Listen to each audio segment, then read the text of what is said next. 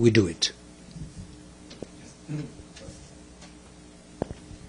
Thank you, Director Grossi. My name Yes. is Ahmed Fathi of ATN News. Hello? Thank you. With regard to nuclear safety, Yeah. we have many nuclear power plants in Ukraine, which they are, I consider, to be the highest at risk. And then we have, now with the increased demand on power and with the AI and the data centers has been construction, so there's more nuclear power plants are coming, which is all under civilian use. What are the safety standards and how do you differ between those reactors built by the US or by Russia or by China or by France? Where do we stand and what's the role of the IAEA in trying to mediate sort of an agreement or a treaty similar to the NPT but for nuclear safety for civilian use? Thank you. Thank you for the question. Very important. You know, the good thing is that the safety standards are the same for all.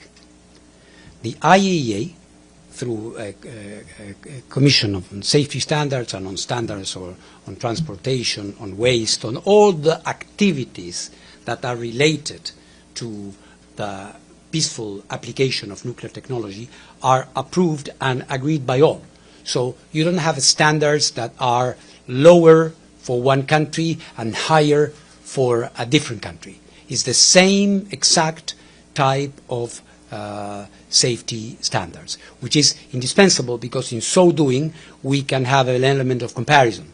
And the IAEA does a lot of peer reviewing, safety inspections or visits. So on this, I can reassure you that we have a level playing field.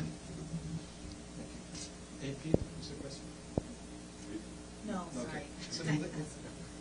Yeah. Yes. Me? Okay, thank you so much. You said, Director Grossi, that you're ready to discuss your candidacy with anybody, so I'm jumping on the occasion. What do you think is the single most biggest problem the UN is facing right now, and why? What made you decide to run for Secretary General, and what is it you think that you can contribute at this very existential moment for the organization? Thank you. Let me be careful in addressing this. I will. Of course, I never avoid any question. For starters, we all know that the selection process has not formally started. And the selection, and we respect the decisions of the General Assembly and the Security Council, which will be reflected in a joint letter, which is about to be issued jointly, as we know, by the President of the General Assembly and the President of the Security Council. So at that moment, we will have a moment for a detailed discussion. But let me say, without getting into something which is, more specific, two things. I would say that I think we all agree that the United Nations needs change.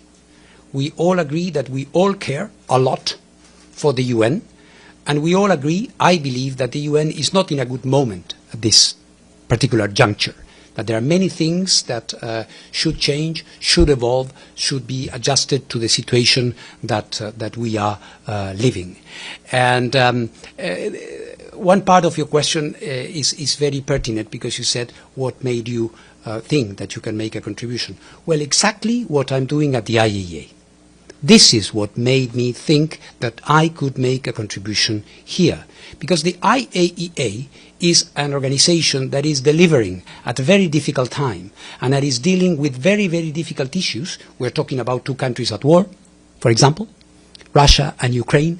And I'm a regular interlocutor of both belligerents, both presidents. We have just now mediated a truce between Ukraine and Russia to allow us to conduct some repair work which was very important for the safety of the plant, which was not getting any electricity, and so the cooling function, which is very important, was suspended.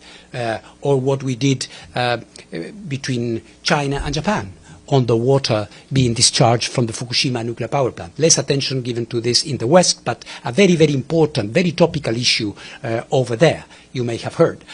Or Iran and what is happening there. So I think in all these international crises, the IAEA has had a very important role. And I think we have been able to have an impact.